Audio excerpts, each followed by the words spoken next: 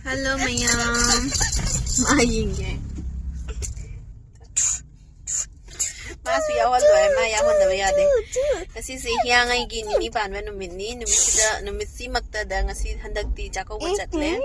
Ai bak phai yum manguraga ko yum sengaga handakti Chak-Kouba se yum mangre mamang se hidi Chak-Kouba da Chak-Kouba Numit si su yum mangkhina ko na thingdaraga sakhieba. Ado kumsidi yum mangba thokraga su Chak-Kouba Numit sidi sing batare. Aduna kumsidi Hiyangei Nini Panba Numit si makta da Ningol Chak-Kouba satlabani yam haraure. Wakhan su nungai. Haraure ko Numit si makta da sakti se wakhan nungai bani ko. Aduni salle. Ijanu pase ngasi di mama khanalle. Agi dress se khangaba. Ande pujada nawu yana thonbi bado. Agi si ba. Puja su koi hodra se hodra. Oi se.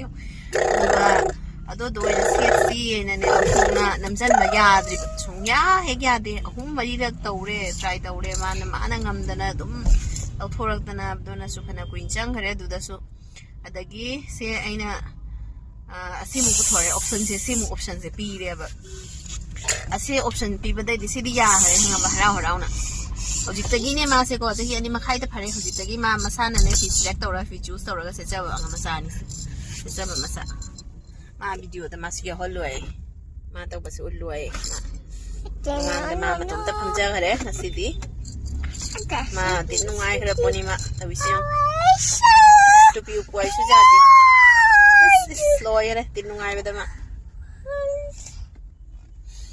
mapana thuma haule bezaki misti khara jeng bezaki thenge ngan jai beze tangam da ko angang sinane aina phana ai loijarabani am phana ngan ado ngasi janu bagi phuri to liluai ja da badagi ne phuri to lit na ba hona bada tanwa khare kuinjang khare aduga doi ma pa sung lok khatang taw ba lok so khara budi nungai e lok taw bu na ma nungai sinde ma sa do ida sara ga tum mani na ne hagot ning de ba adogi khara kui changre aduni angang boy na sela ga challe ngasi se kutubi ga gi Chak-Kouba da mangai Chak-Kouba da set ne ba mapam Chak-Kouba do da laura set ki mani ado ngasi na second ni blouse su simisti sunali da tuhan mani yam phazai yam pamzai yam nana tu bani khud yam nan mani made duni mayam horan yam yoga mo yang lage thenge ngaina re ni su yora khare ni de ku ire yora khiba ado ngaina re na haire la khidre nang ta thi nge ji budi ai da ta thi nge haire aina khwai angang ni huji phawdi ne na akoi inang yum pandribani na aina khwai angang oire ningon singda ado angang aina khwai dagi thingai na moi ngange ngan su haidi yum su na ina ko ipam ga nupa mayum ga su na iya ba nakpai mati thing su thingai na ngange e aduni ado khran yang hen min ko do yora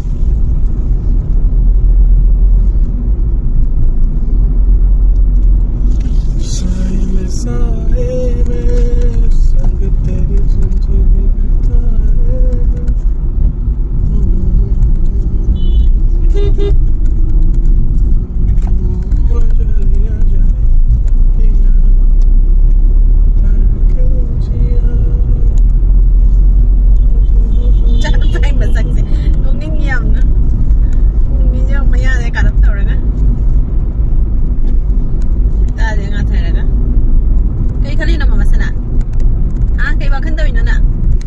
Ane. Ung imagan na.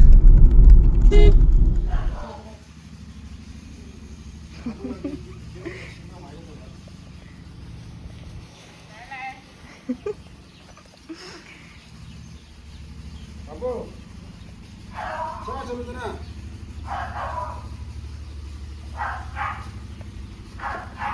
Nang suwa lang tu na isibo. Khourangna gok te hajo.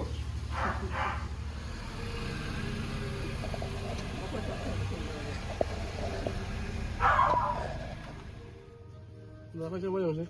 Kan tu? Kanan tu?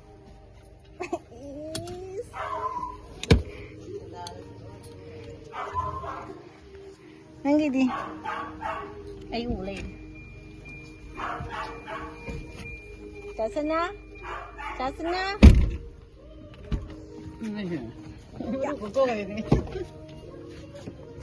Ya. Ya. La la la. Aduh. La la.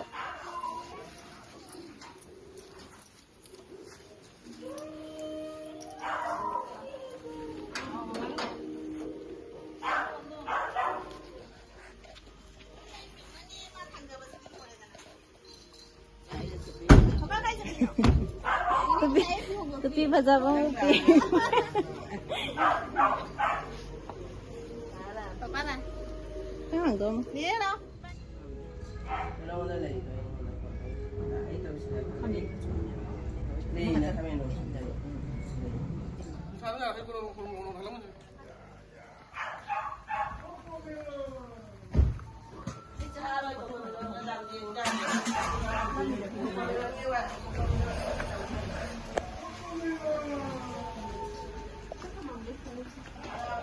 Ko mana tahu isi yang malak papa ikin kari si mathakta phi se thamjari se ka selo oi chingtha bidana ane akhoi gate se changak pada gate se ubaga nokphe tau khare lengja dore leng phang dore na ma se se nokphe tau dana rau dana a abani ai leng ba phangja dore na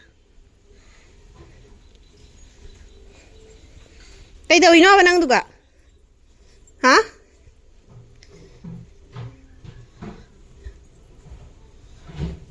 Kay no manang daw isi? Ha? Kay no manang daw isi? Ope ka no sala salo jum da chango. Saya ba nusa saya ba? Nusa saya ne jum dalaw ne. Leo ora na chale mama chale tata.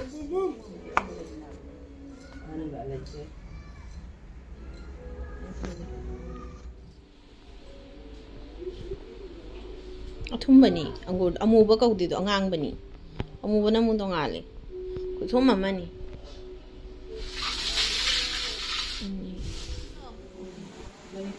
mani budai da asi sidi hau do re ambau ka yaw ini na pazana suida re kupna tauna sena champut ki ni khongtum la thungbiri nga thùng bagi na kupi na phazana thau yai raga thong do re thau re thau ri view se sena la bani la ba se hodong ko raw bo ole ma pakhang phadana mot pana lore taru lai ja ba hodong ni sena ne hodong amom ni masa ni man kuidri chahi phara ba chahi phara ba ma se chahi phadri minga kari no mai ma ming do chacha mimi tabi jang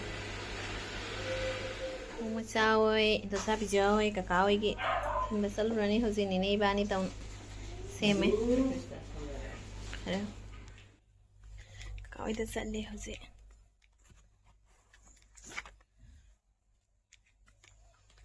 đồ cha, cái này huy nó sẽ buộc, ô đồ cha, thùng hàng áo này cái này huy nó sẽ buộc cái giấy nè, chỉ có đồ xe, cái này nó Dia mau tahu lagi. Oh. Udah lah itu sih. Sih. Kerja mana lo ni? Jangan lupa apa. Sao? Saya pada jalan. Kakak siapa cekiro? Chak-Kouba lakpada Nini hui pura lai tawise chumda thamningai leitan doine ba athoda thambiram doido Chak-Kouba jawba lai nungsana aklaude sali akhoi khasi ayen Nini man kha kan aina mobile se camera nambagi amakhatang baizare Nini na magkut anida amama ni thang Chào chúng chắc mà pan xa bao hầu đây chúng chắc các si u đấy tu xa đâu xa hình xa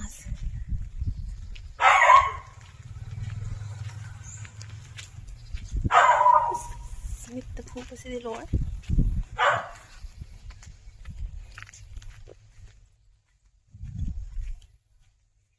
thì lúc đấy hਲੇ anh pa mình nạc tâm sang nghe sao nó pa sao bây giờ nó bắt đầu cái sao bây giờ bây giờ mình ít bây giờ có nó sao mà ăn nó hiện lên nó chắc đủ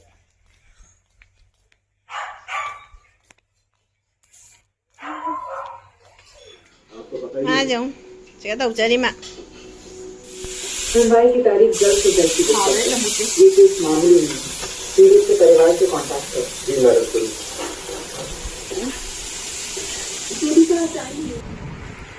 madam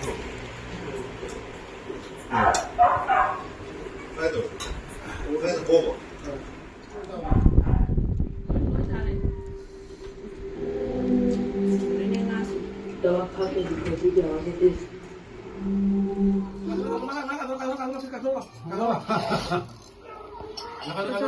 Khang ini. Wow.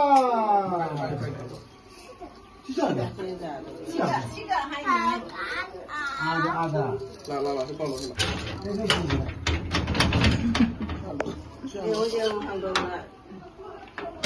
Panba. Panba. कैसे तो हो रहे हैं? जंग जा रहे हैं. Singer भी उधर उधर. पांच भी हो गया. रंग सिंह.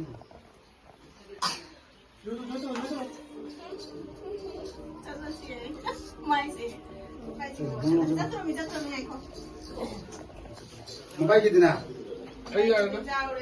उसमें जाओ ना बात.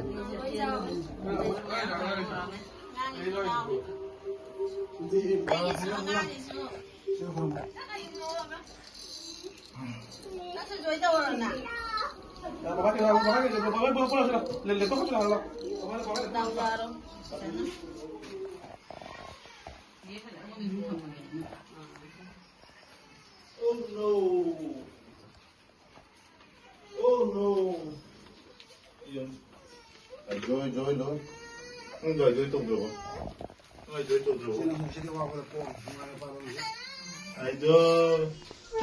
Yum yoratana dakina se puthoga yenge sina babaigi leire white sina ado isani chanupagi adagi aigi aigi ngatani phadi matek tu machadusna aigi su chanupagi su mapagi su oikre adoni ado halaga amkamu kari haini nupigi leiteng sana likon sina chana satluba mayam do mathang lauthoga mai mit ka ta thok dana amkamu haidi fazangai kina chalubadam kamu lausok khodokana tawdoina asi tawbasidani matam kina changi nupi ki tinatra sanali kon siba khotpa de mamai ki ba khotpa asidani matam kuin changi nupi ki phi khatang set pada su kuina sangbani haidi seliba mongdo fazana setraga diko nana haidi setraga di fazade ra ko adu basu matam dum changmani nupi sidi matam changde yade aduni kari haini upai leite nupi puna magna di khangangmani nupagidi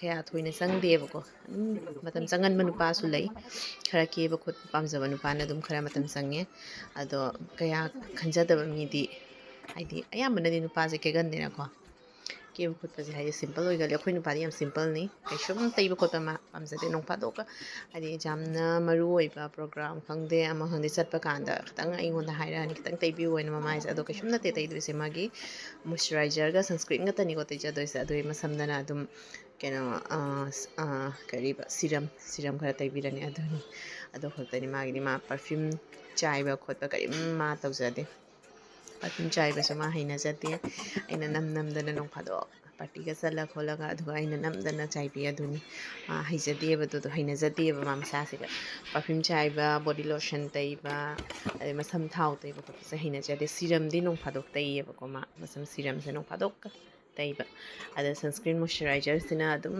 party chatpa khangde luhong chatpa khangde asiga ma nuaitre nangna bsana kira ga aina ai mai se nuaitre yengwa do khatang taibi waina do taibi ani aina do sma tom da taibi haisate ma aina taibi toini adoni ma atai di kashum na te dum fi khara nana se charani fi du shu kaya hinjana nana se lu kan har shu shawak toini ko ai bu kai no nupi thira bani cha lai ra bani kan tawrak toini aduni yam samna ma se leisabni aduni ado amu lo shalu balo raga amko halakpagi tawzari sini madum yengminar si mayam